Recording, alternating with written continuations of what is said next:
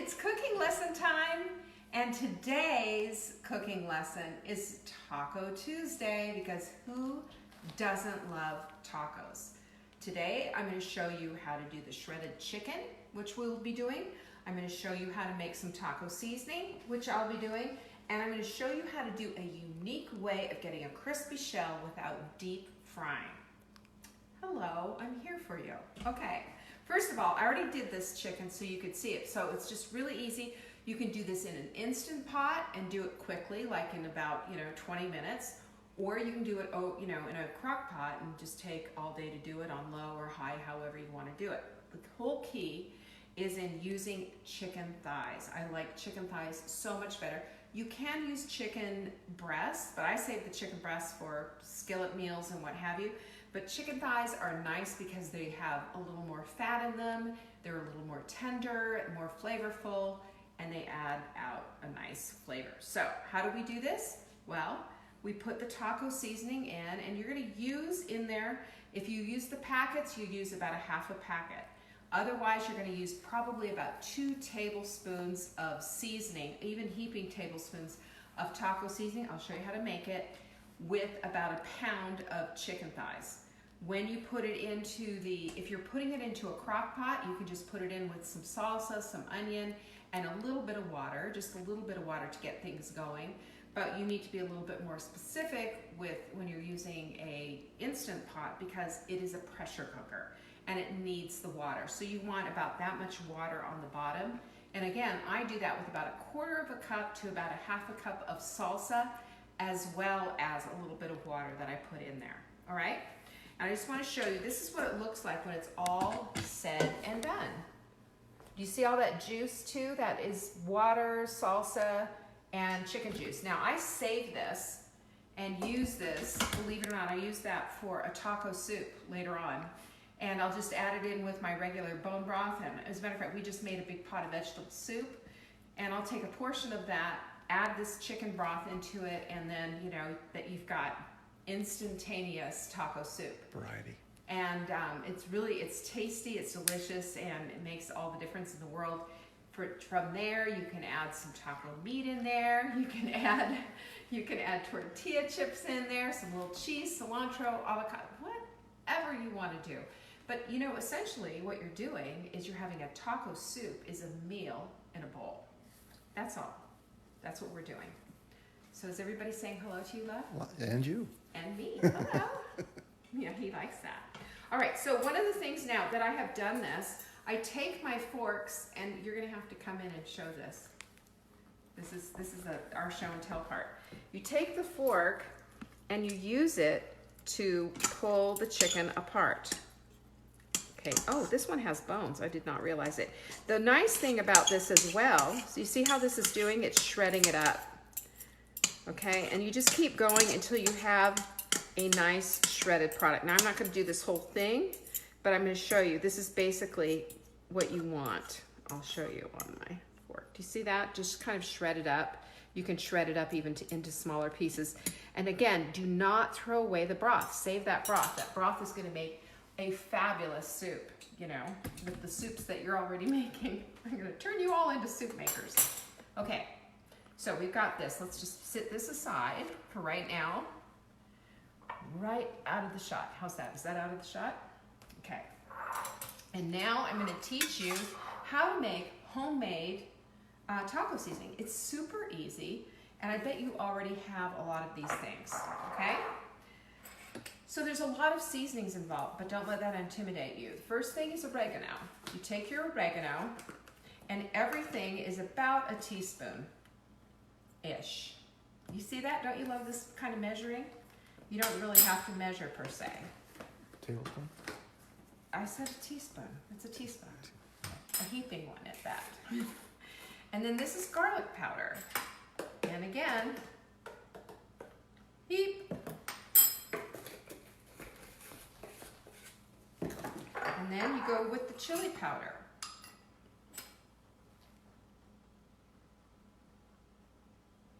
There it is. And then the cayenne. Now this is where I go a little bit less because I don't want to have my lips burnt off. And it's all highly subjective. You know, you can do it as to whatever flavor, whatever bent you want. Some people like it with a little bit more chili powder in it. Some people like it a little bit more garlicky, and some people like it a little more spicy. For me, I'll show you how much I put in. That's about enough. And you can see that's not even quite a teaspoon. But I don't want it too spicy. And then there's the cumin. I love cumin. It has a really good flavor. That you add that in there. And then onion powder. In this case, this is onion salt. This is what I have. You know, do with what you have. If you don't have this, you don't have to put it in. And then a smoked paprika, or just a regular paprika. Oh heavens. Open it for me. Take those out of the shot. Thank you. Isn't it helpful to have a cameraman with good hands? And then, oh dear. It's not letting me go in there. That's okay. Okay, that's about it. I love the smoky smell of this. It has a really nice smell. And you can add salt if you like, but I don't necessarily, especially because there's onion salt.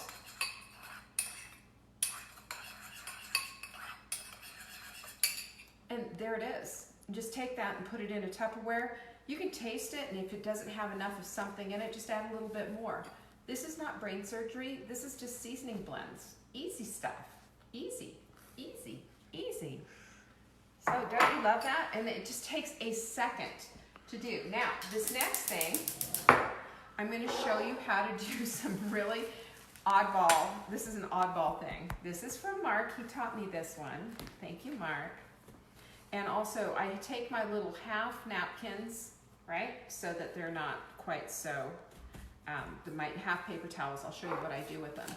Also, we give a shout out to Chef's Foundry. This is their new ceramic pans. They've sent them to me to test, and they're wonderful, and they are non-toxic, non-stick pans. I'm sure he said he's going to have them in April. I'll let you know all about them, but you know, it's the first non-stick I've used in forever that is a decent pan. Yes? Just asking for the first ingredient again with your taco seasoning, I think. Oregano. There it is. Okay, so now here's what you do. First of all, get your pan hot. Not smoking hot. Remember about the whole smoky thing? The next thing you're going to do, now if you put oil in the pan, and you can do it that way, but you end up having to use so much oil, it absorbs a ton of oil, and it basically becomes a deep frying nightmare. This is, are you ready for this? My avocado mayonnaise. Watch this trick. It's great because you can get the same idea. You just take a little bit of mayo, and I just scrape most of it off of here. Wipe it on here onto the tortilla. No, I'm going to be using it for the other ones. So, and then you put it in a hot pan. And can you get me my tongs, love? And the tongs are in there. I don't want no butt shots. We have ways of doing things. And I put it in when the pan was just a little bit cool, but it's starting to now. And I only do it on one side. And the reason that I only do it on one side is because it leaves a little bit of a mark on the pan, and that's plenty for the other side. It makes the shell, it's still soft, but it's nice and crispy.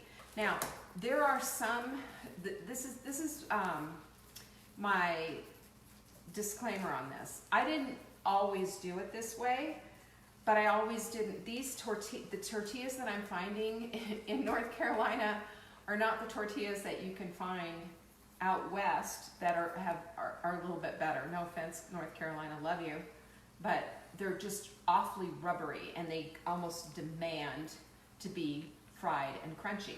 So this makes a big, big, big difference. Let me just take a look. Almost there. I'll show you in a minute. And then it gets just ever so slightly browned. and it makes it, you know, kind of speckly, and then when you're eating it, it's slightly crunchy, but not all. And you've only added that little bit of fat on it, so it's not like a big, deep-fried, fatty thing. Another question? Just asking about the pan. Do they work on an induction cooktop? Uh-huh, they do. Yep. How do you like your induction cooktop, by the way? I've only done that once. So you can see here, now of course it makes a little bit of a mess. You can see here how brown, they're kind of browned and nice. And when you do it like this, it just, like I said, it gives it a nice little bit of a crunch on the outside, but it's not deep fried at all. It's super easy to do, and I'll show you. What I do with them is I put my paper towel, I have obviously a basket with napkins in it. That's to help keep it warm. And then I have my paper towel like this. And while this one's almost ready to go, I get number 2 ready. And again, do you see how I'm just like, I'm taking most of the mayonnaise off of it? And it's just a little bit.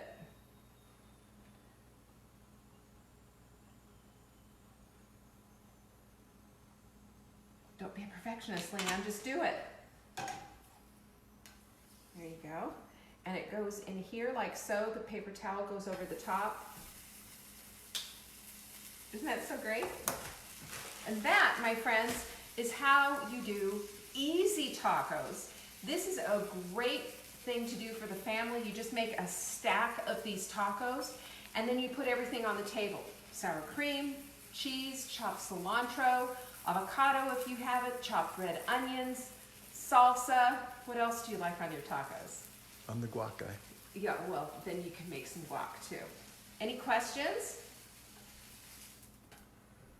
No? God, that was easy. You guys are easy. Don't forget, we have so many recipes in our frugal ebooks. If you take a look at them, you can go to savingdinner.com, click on the ebook link, and you're going to see a bazillion ebooks. We have everything there, and I'll tell you all about them. But you can go check them out at savingdinner.com/frugal. I think that's it. And you can go check them out. We have menu plans set up for you, and we help you basically get through the week with a plan so that you know what you're having for dinner every single day. Plus, you'll have the shopping list, everything ready to go, and this just takes one more thing off your plate, literally, and helps you to feel like you don't have so much to do. It seriously is a great idea. Plus, you can bring your kids into your kitchen because they're home, right? And get them to help you with what you're doing.